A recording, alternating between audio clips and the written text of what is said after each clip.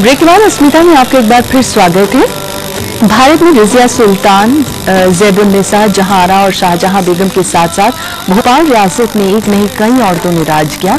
वहीं आज़ादी के बाद फातिमा बीवी, बेगम कुदसिया, मोहसिना किदवई, डॉक्टर सैयदा हामिद चंद उन नामों है, ऐसे नाम जिन्हें उंगलियों पर गिना जा सकता है। लेकिन क्या इतना ही काफी है? क्या इसके आगे नामों की जरूरत नहीं है? बिल्कुल जरूरत है। जरूरत है कुछ नहीं बल्कि बहुत सारे नामों को जोड़ने की, और ये तभी मुमकिन है जब तालीम की रोशनी हर घर तक पहुंचे, पर्दे के अंदर तक पहुंचे। क्या प्रयास किए जा सकते हैं, किए जा रहे हैं, और रोजगार के अवसर कैसे होंगे, जानेंगे अपने पैनलिस्ट से इस आखिरी सेगमेंट में। उससे पहले कुछ सवाल है, पहले उन्हें ले लेते हैं, फिर इस पर बात करते हैं। पूछिए आप अपना सवाल। मैं आगा सर से पूछना चाहती हूँ कि जैसे हमने कहा कि हम पहले एक इंडियन हैं, देन एक मुस्लिम। इंडिया में हमें सबसे ज्यादा राइट दिए हैं, right to education and right to speak. लेकिन जब एक पेरेंट अपनी बच्ची के एडमिशन के लिए स्कूल जाता है, बड़े दिल्ली के नामी स्कूल में, उसे ये कहा जाता है कि अगर आप अपना नाम चेंज कर लेंगे तो आपको एडमिशन दे दिया जाएगा, तो वो थक हार के मदरसे की तरफ ही बढ़ता है। देखिए, आज मेरी जो अपनी फिक्र है, उस फिक्र के मुताबिक दुनिया की तालीम के बिना, दुनिया मैं फिर से एम्फसाइज कर रहा हूँ, अगर एक बच्ची खाली मदरसे की तालीम लेती है, दुनियावी दीनी तालीम हासिल करती है, तो वो कामयाब जिंदगी नहीं गुजार सकती। ऐसा नहीं है कि हर स्कूल आपको वापस कर देता है। मेरा बच्चा ऐसे स्कूल में जाता है जहाँ कोई उसके साथ डिस्क्रिमिनेशन नहीं। ऐसे भी स्कूल बहुत सारे हैं कि उन स्कूलों को तलाशें। एक अगला सवाल ले लें। बात मैं बताना चाहता हूँ, national commission for minorities educational institution जो है, जस्टिस सिद्दीकी की सदारत में, उसने बाकायदा तौर पर उसने स्कूलों के साथ काउंसलर्स अटैच किए हैं। और क्या अगर आप जाके देखेंगे, directorate of education Delhi government की वेबसाइट पर वो नोटिस मौजूद है कि हर स्कूल प्रिंसिपल उन काउंसलर्स की बात मानेगा। वो माइनॉरिटी कम्युनिटी के बच्चे जो हैं उनके दाखिले को सुनिश्चित करने के लिए। पर यहाँ पे ये मैं जानना चाहूंगी कि क्या काउंसलर्स वहाँ होते हैं? नहीं, वो दरमियान अब ये पहली दफा हो रहा है, ये पहली दफा हो रहा है, ये पहली दफा हुआ, अभी हुआ है जो अभी बता रहा है ना। ये इस तरह की शिकायतों के बाद ही मैं जो ये हमें पॉजिटिव एस्पेक्ट भी पता होना चाहिए ना, जो किया जा रहा है वो भी मालूम होना चाहिए।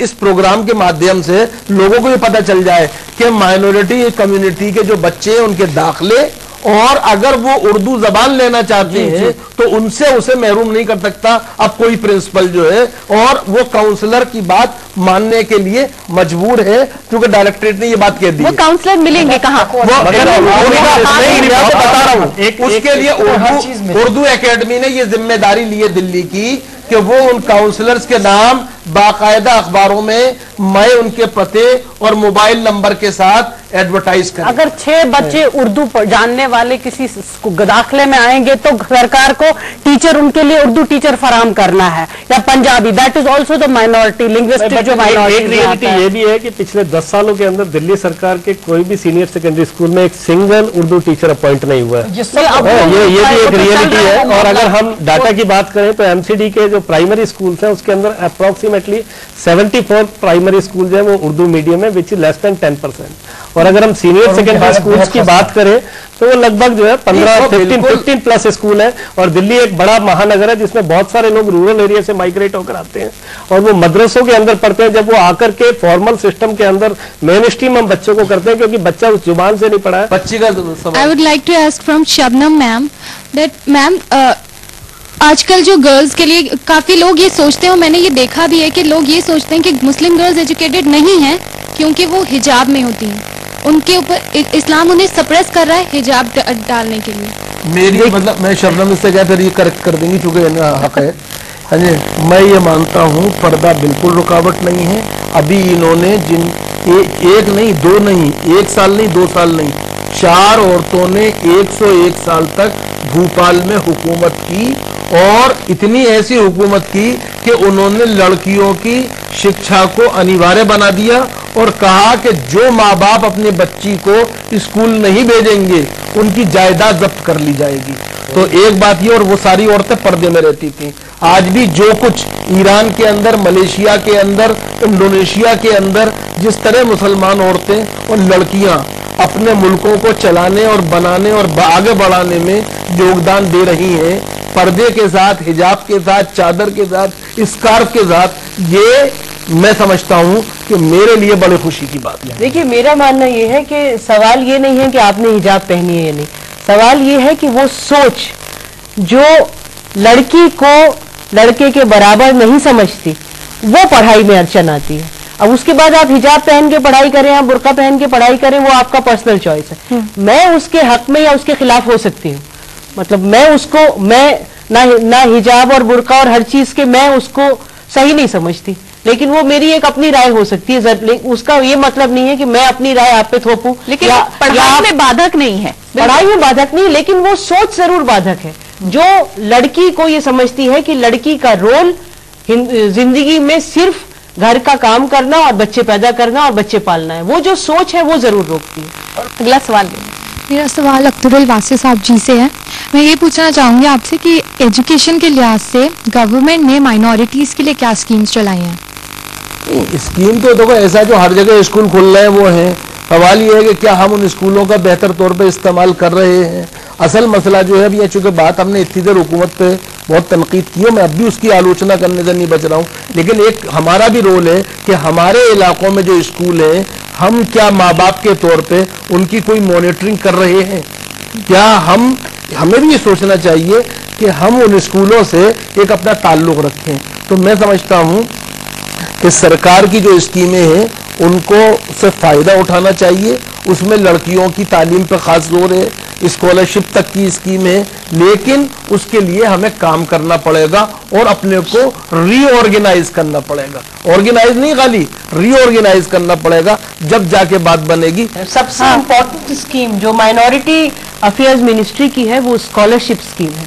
अगर आप वेबसाइट पे जाएं माइनॉरिटी अफेयर्स मिनिस्ट्री के, स्कॉलरशिप्स प्री मैट्रिक भी हैं, मैट्रिक भी हैं, और उसके बाद और उन स्कॉलरशिप से ये हुआ है कि जो गरीब बच्चे हैं मुसलमानों के, वो लाखों ऐसे बच्चे हैं जो वो अब स्कॉलरशिप्स ले रहे हैं और वो पढ़ पा रहे हैं। पहले उनके पास फीस देने को पैसा नहीं होता था। ये मेरा मानना है कि एक बहुत इंपॉर्टेंट स्कीम है गवर्नमेंट ऑफ इंडिया। मगर मेवात में ऐसा हुआ है, जो 100 रुपए स्टाइपेंड अपने बच्चों को दिया है, बच्चों ने नामांकन तो स्कूल में कराया, पर बच्चों का ठहराव सुनिश्चित ठहराव नहीं, मतलब आगे तक पढ़ा नहीं, बच्चे का रिटेंशन जो है वो इंश्योर नहीं है। एनरोलमेंट बच्चों का है क्योंकि 100 रुपए मिल रहे हैं, इसलिए बच्चे का एनरोल पैसे के लिए एनरोलमेंट हो गया। उसके बाद हमारे को मतलब हाथ भी हमारा जो है वो एक किस्म से भिखारी बना रही है। एक तरफ मिड डे मील है, दूसरी तरफ स्टाइपेंड है, बहुत सारे लॉलीपॉप तो है, बट क्वालिटी एजुकेशन मिसिंग है। नहीं, एक आखिरी सवाल, एक आखिरी सवाल, इसमें कोई भिखारी बनाने की बिल्कुल बात नहीं है। ये सरकार की जिम्मेदारी है कि अगर मुल्क में इतनी भुखमरी है तो गरीब आदमी का बच्चा जब स्कूल में पढ़ने जाए तो उसे मिड डे मील पढ़े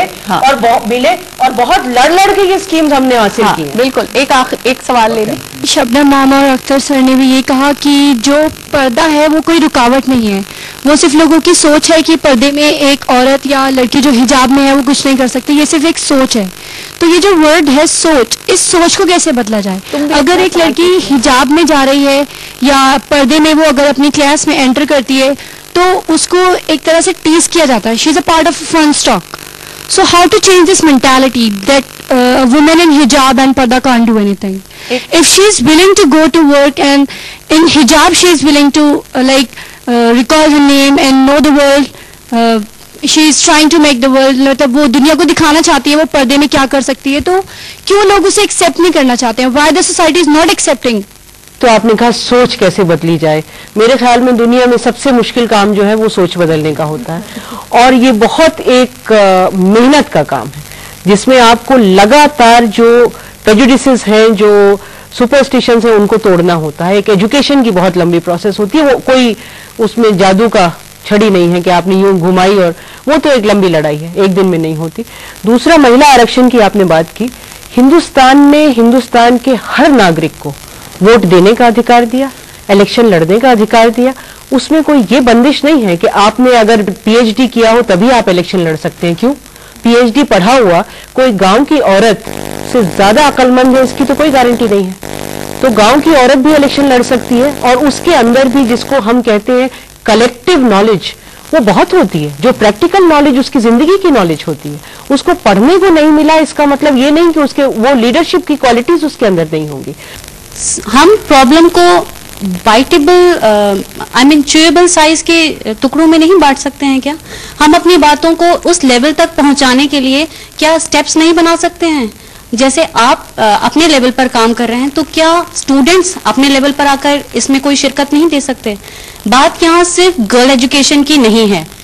अगर लड़कियां पढ़ लिख जाएंगी तो जैसा यहाँ डिस्कस हो चुका है कि उन्हें हस्बैंड नहीं मिलेंगे, तो यहाँ पर माजरा है कि लड़कियों के साथ साथ लड़कों को भी प्रॉपर तालीम दी जाए, क्योंकि हमारे माशरे में आप अगर वर्ल्ड सिटी में जाकर देखें तो लड़कों को भी मतलब बिजनेस में जाने की इजाजत होती है, पढ़ लिख कर आगे बढ़ने की नहीं।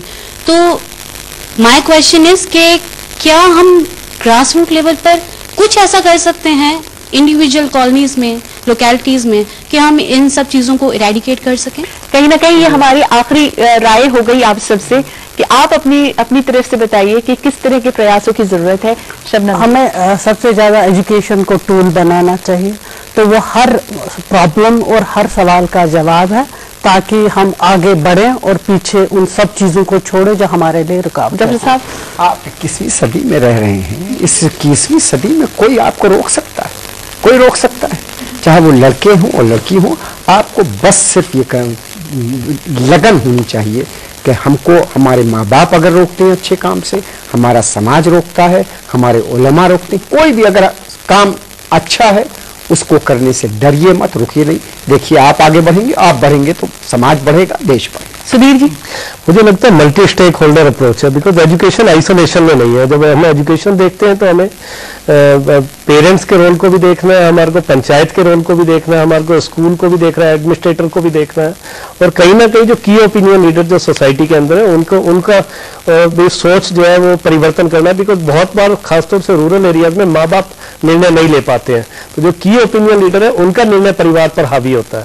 तो मेरे को लगता है ये मल्टी स्टेक होल्डर अप्रोच के अंदर अगर हम थोड़ा सा कन्वर्जेंस की बात करें और सबको साथ लेकर के चले तो डेफिनेटली हम इम्प्रूव कर सकते हैं। देखिए, मेरा मानना है कि ये मुल्क जवानों के हाथ में है। अगर ये नौजवान बच्चे जो हमारे साथ यहाँ बैठे हैं, अगर ये अपने अपने लेवल पे ये ठान ले कि हम इसको बदल के रहेंगे, जो सूरत हाल है, तो वो जरूर बदलेगी। और ये समझना बहुत जरूरी है कि लड़की पढ़ लिख के बाहर नौकरी करने, पैसा कमाने नहीं जा रही, वो भी उतनी ही एक इंडिविजुअल है, उसको भी अपनी विजन को बढ़ाने की और अपनी सलाहियत को दिखाने की दुनिया को और अपने आप को जरूरत है। और जिंदगी का आखिरी मकसद शादी नहीं होता। लड़का नहीं मिलेगा तो नहीं मिलेगा, कोई जरूरी नहीं कि शादी को हम जिंदगी का मकसद बना ले। जिंदगी का मकसद बनाए, अपने आप को बड़ा बनाए, कहीं ना कहीं एम्पावर करें अपनी बेटियों को। क्या कहेंगे वासिफ साहब?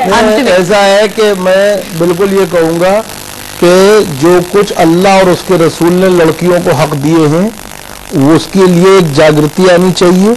उसके लिए जागृति लाने के लिए उससे तुम्हें वाकिफ होना चाहिए और उसको टूल के तौर पे इस्तेमाल करो। और तुम्हें आखिर में एक ही बात मैं कहूँगा, इन सब की बातों में आवाज मिलाते हुए, कि साथ दोस्तों आगे बढ़ो, तिश्ना लबो आगे बढ़ो, अपना हक मांगा नहीं जाता है, छीना जाए। क्या बात है। यहाँ ये कहना बेहद जरूरी है कि जब लड़कियां शिक्षित होंगी तो अपने हकों के लिए जागरूक भी होंगी। हालांकि कुछ प्रतिशत शिक्षित मुस्लिम महिलाओं ने समाज को बेदार करने की कोशिश भी की है, लेकिन कहीं ना कहीं रोजगार के अवसर और दकियानूसी सोच का ना बदल पाना एक बड़ी वजह है। हिंदुस्तान को आजाद हुए आधी सदी गुजर चुकी है और आने वाला वक्त तरक्की लिए है, रोशनी लिए है। जरूरत सिर्फ एक अज़्म की है, अपने से वादे की है कि अगर हम एक लड़की को पढ़ाएंगे तो पूरे खानदान को शिक्षित कर पाएंगे, और परिवार को शिक्षित किया तो समाज में ये वर्ग अपनी एक जगह बना पाएगा। जरूरत एक हौसले की, एक वादे की। वो किसी ने क्या खूब कहा है कि जिंदगी की मुश्किलों में हौसला अपना भी है, जिंदगी की मुश्किलों में हौसला अपना भी है, आंधियों के दरमियान जलता दिया अपना भी है। मैं अपने सभी पैनलिस्ट का बहुत बहुत शुक्रिया अदा करती हूँ कि वो यहाँ आए और एक बहुत ही हसास मौजू पर हमसे चर्चा की। आपका बहुत बहुत शुक्रिया। ऑडियंस का भी शुक्रिया। बहरहाल आपने बहुत शानदार सवालों का दौर जारी रखा, बहुत बहुत शुक्रिया। आप भी आ सकते हैं, अस्मिता ने कीजिए हमें ईमेल। हमारा ईमेल आईडी है asmita.lstv@com। और इसी के साथ मैं समीना आपसे लेती हूँ इजाजत। फिर मिलेंगे एक और नए विषय के साथ। तब तक के लिए नमस्कार।